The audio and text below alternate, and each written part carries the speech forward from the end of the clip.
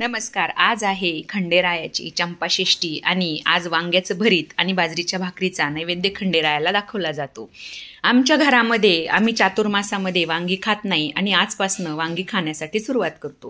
इथे मी 1/2 किलो वांगी घेतली होती. ती मिठाच्या पाण्यामध्ये अर्धा तास भिजून ठेवली, कारण वांग्यांवरती खूप औषधांचा फवारण्यांचा वापर केलेला असतो.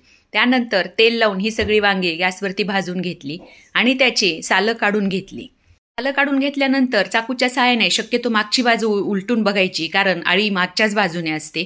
त्यानंतर कढईमध्ये तेल घालून त्यामध्ये खोबऱ्याचे थोडेसे काप चिरून घेतले, ते तळून घेतलेले आहेत. खोबऱ्याचे काप तळून झाल्यानंतर कढईमध्ये भरपूर असा लसूण घालून घ्यायचा.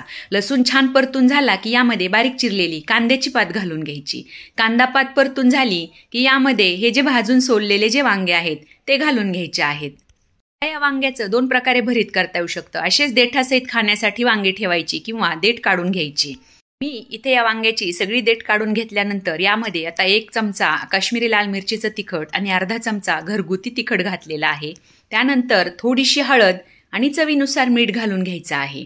मीठ आणि तिखट घालून व्यवस्थित मिक्स करून झाल्यानंतर यामध्ये जे तळलेले खोबऱ्याचे काप आहेत ते आणि भिजवलेले शेंगादाणे हे घालून घ्यायचे आहेत.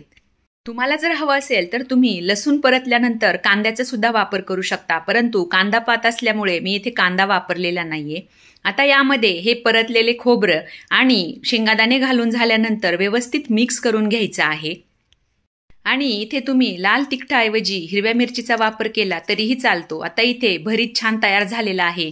यावरती बारीक चिरलेली कोथिंबीर घालून घ्यायची आहे. तुम्हाला माझी ही वांग्याची भरीत रेसिपी कशी वाटली मला कमेंटद्वारे नक्की सांगा. आवडली तर लाईक, शेअर आणि सबस्क्राईब करा. धन्यवाद.